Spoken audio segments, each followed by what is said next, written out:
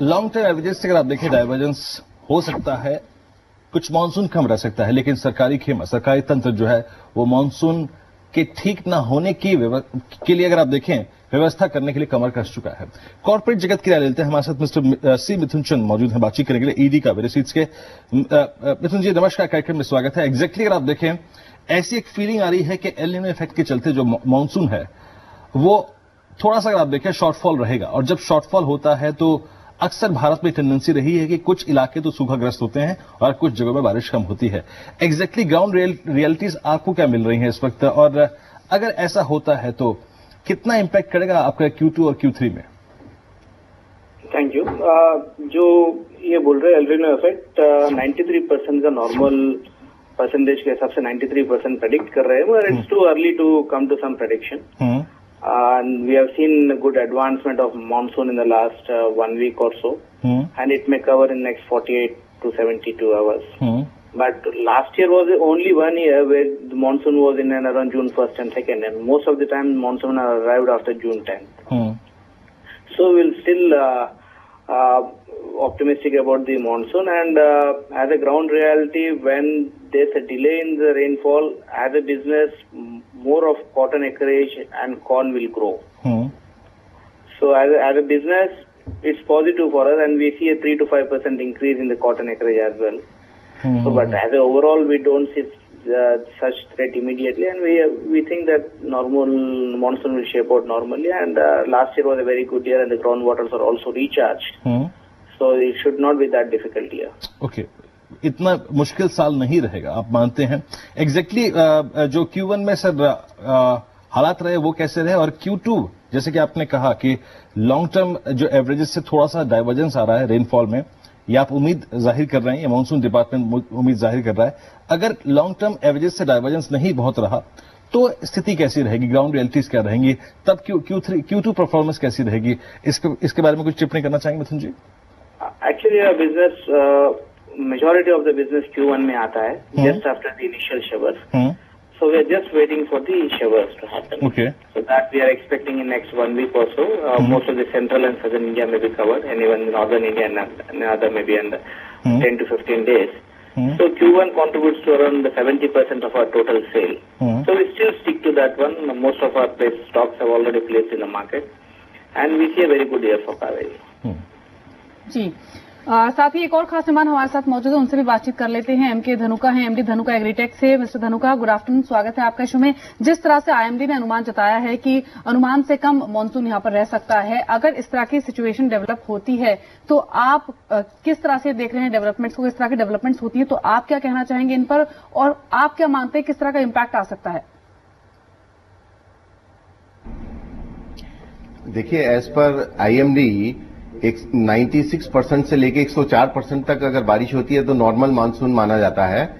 आज की फोरकास्ट उनकी 93% मानसून की है, तो मुझे नहीं लगता कि 3% डेफिशिएंट जो can have major impact in Indian agriculture. Even in 2009 के अंदर में भी एल नीनो का इम्पैक्ट हुआ था, लेकिन इंडियन एग्रीकल्चर 0.8% से ग्रो की थी। द ओनली थिंग इज कि हमें ये वेट एंड वॉच सिचुएशन में है कि जो मानसून आता है वो वाइड स्प्रेड हो, इवनली हो और टाइमली हो।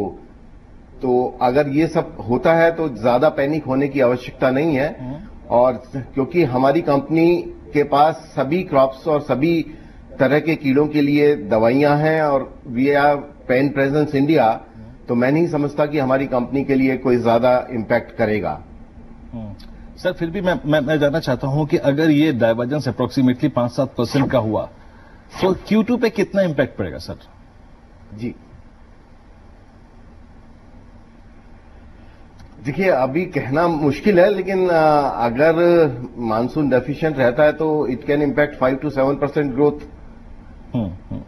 लेकिन आप ये भी देखिए कि जो सरकारी तंत्र है ग्रोथ का टारगेट दिया है जी, नहीं जी चलिए ठीक है, मानसून थोड़ा सा कम रहता है, लेकिन सरकारी तंत्र काफी तरीके से तैयार हो रहा है। दूसरी बात ये कही जा रही है कि किसानों को कर्ज पे अगर आप देखें कुछ छूट मिल सकती है, तो आपको लगता है कि जो डैमेज हो सकता था because of shortfall in monsoon, उसको कुछ हद तक अरेस्ट कर लिया जाएगा? अगर सरकार इस मामले में काफी चिंतित रही और काफी अच्छी खासी डैमेज कंट्रोल की कोशिश की गई तो काफी हद तक अरेस्ट हो जाएगा वो जो शॉर्टफॉल हो सकता था? हाँ, मुझे लगता है जो हमारी नई गवर्नमेंट आई है वो काफी एग्रीकल्चर के ऊपर में फोकस कर रही है। इरिगेशन के ऊपर में भी कल प्रेसिडेंशियल एड्रेस में काफी जोर दिया गया है। तो अगर ये सब कार्य जो उनके मैनिफेस्टो में है अगर इम्प्लीमेंट होते हैं तो डेफिनेटली इंडियन फार्मर्स को फायदा होने जा रहा है। जी, साथ ही मिस्टर धनुका, क्योंकि आपने बताया कि हर तरह की कीटनाशक दवा आपके पोर्टफोलियो में है, मानसून चाहे शॉर्टफॉल रहे या फिर नॉर्मल रहे, आप अपने प्रोडक्ट्स की डिमांड इस मानसून में कैसी देख रहे हैं?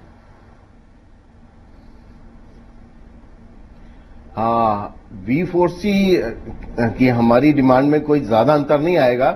अल्टीमेटली अगर बारिश कम होती है तो कुछ इम्पैक्ट तो आता ही है, ये तो कह नहीं सकते कि बिल्कुल इम्पैक्ट नहीं होगा।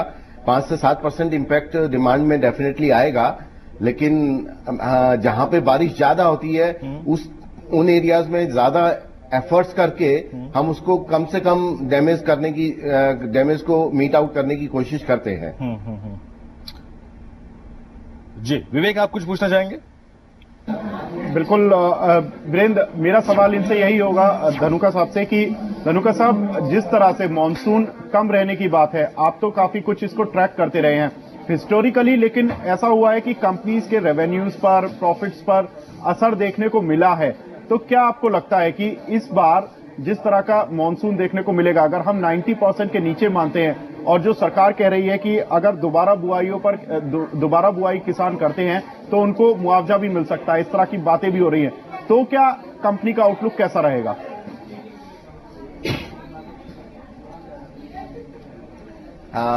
हम नई सरकार से काफी आशा रखते हैं और किसान, क्योंकि हमारी देश की जनसंख्या कृषि प्रधान देश है और 50% से ज्यादा जनसंख्या कृषि पर निर्भर है और नई गवर्नमेंट कृषि के ऊपर में काफी फोकस कर रही है।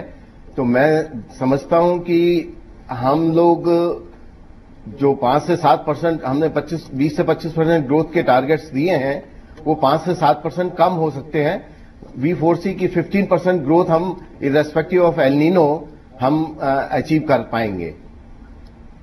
चलिए, बहुत बहुत शुक्रिया मिस्टर धनुका जी बिजनेस को समय देने के लिए और बातचीत करने के लिए। इससे पहले हमने कावेरी सीड्स के ईडी सी मिथुन चंद से भी बातचीत की थी और उनका भी यही मानना है कि ज्यादा घबराने की जरूरत अभी नहीं है। जिस तरह के अनुमान यहाँ पर आईएमडी विभाग जता रहा है, इससे ज्यादा विचलित होने की जरूरत नहीं, क्योंकि पिछली बार हमने देखा था काफी अच्छा मानसून रहा था, लेकिन उससे पहले हम देखें तो इसी तरह के मानसून के आंकड़े रहे थे और उसी के आसपास इस बार भी रह सकता है। इसलिए सिचुएशन उतनी खराब नहीं है जितनी समझी जा रही है। कावेरी सीड्स की बात करें, फिलहाल 0.2% कमजोरी के साथ स्टॉक कामकाज कर 644 के लेवल पर। वहीं अगर धनुका एग्रीटेक की बात करें तो 1% की मजबूती देखने को मिल रही है। विवेक, आपका भी बहुत बहुत शुक्रिया बताने के लिए किस तरह के यहाँ पर मानसून रह सकता है, आईएमडी विभाग का क्या कुछ कहना और क्या कुछ तैयारियां हैं सरकार की। एक छोटे से ब्रेक के लिए यहाँ रुक रहे हैं, वापस लौटेंगे तो कुछ और स्टॉक्स पर बातचीत करेंगे। आप देखते रहिए अंतिम बाजी।